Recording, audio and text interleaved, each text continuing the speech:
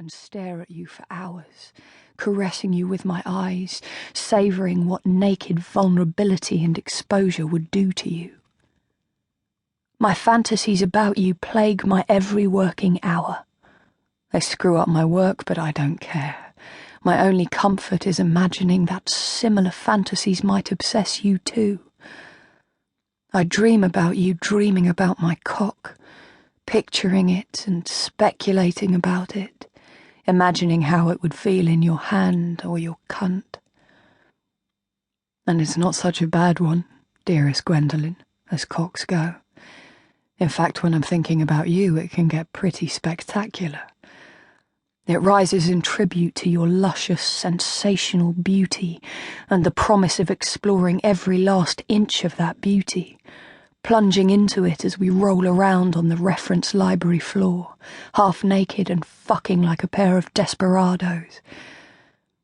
And yes, my glorious, erotic queen of the library, it won't surprise you that I've been masturbating like a maniac lately, thinking of you.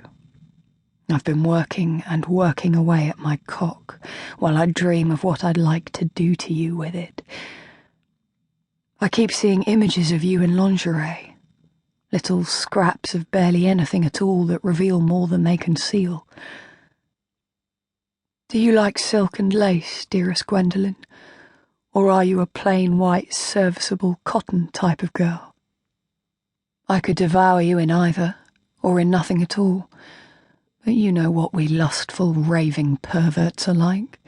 We fritter away hours of our lives speculating on what kind of bra and panties the women we long for wear. In my imagination, you're wearing high-end underwear today.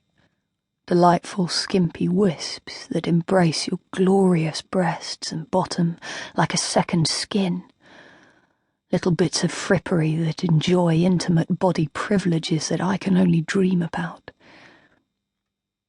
I see you in scarlet. Not any plain old red, but a deep, rich, singing colour. The colour of a fine vintage wine, or a rare and precious ruby. And there's white lace, too, a piquant edge of innocence that only makes the red silk look more sinful, more decadent, more like the sort of thing a high-class hooker would wear. Yesterday, in the library, you were wearing a pretty navy blue shirt and a trim denim skirt that showed off your sumptuous arse to perfection. But in my mind, you were dressed as £1,000-a-night call girl underneath all that. I loved your breasts in that shirt. In fact, I adore your breasts, full stop. They're rounded, abundant and magnificent, worthy of the goddess of love herself. You're Aphrodite to me, you know that, don't you, Gwendolynne? And your splendid breasts command me to worship them in the most exquisite detail, with my eyes and my fingers.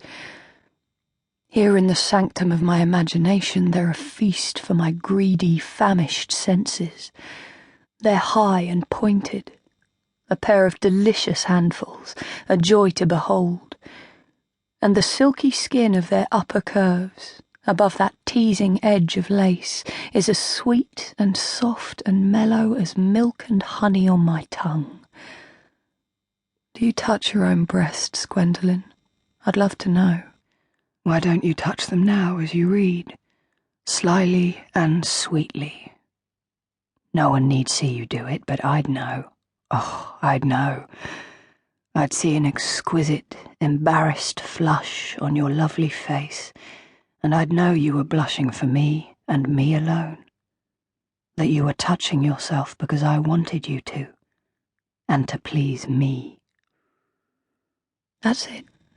Unbutton your blouse, slide your fingers inside and run the tips of them across the lush curve, and around the nipple where it's hard beneath your bra. Do it. Do it now. Nobody will be able to see you if you pretend to reach down and get something out of the drawer in the desk. It'll just be our private sex act, the first gambit in our game. And later, at night, and in privacy, you'll do it again.